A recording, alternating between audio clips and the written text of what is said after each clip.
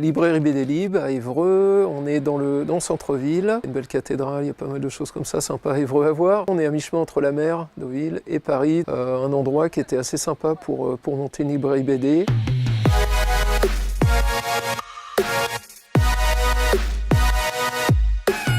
La librairie, je l'ai créée en 2011. C'est parti assez vite. Le public a adhéré assez rapidement. On a pu bénéficier d'un essor, une période où il y avait déjà beaucoup de sorties. La BD, vraiment, qui sort un peu du sous-genre des livres dans lequel il a pu être enfermé pendant des décennies.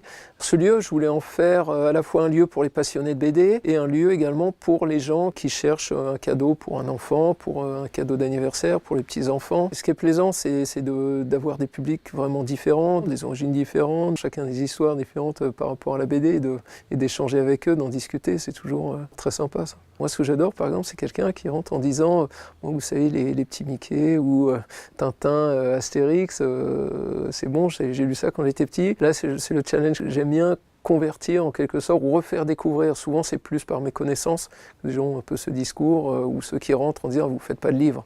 Non, effectivement, on ne fait que des livres.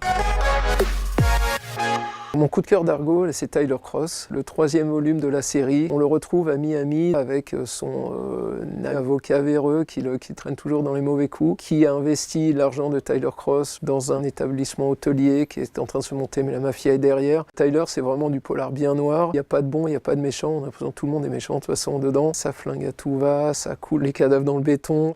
On retrouve la qualité des 2 premiers, un punch, une originalité en plus, l'originalité dans le trait. Les personnages secondaires sont vraiment très forts. Il y a un personnage secondaire féminin notamment qui n'est pas une potiche comme on peut en trouver des fois dans des polars noirs qui sera la pauvre victime.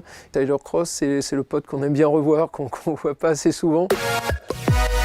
Il y a une planche où il y a ce personnage secondaire, la femme dont je parlais, qui est assistante dans une des sociétés véreuses, qui petit à petit de victime va prendre confiance en elle et va devenir un vrai personnage secondaire avec sa place dans l'histoire.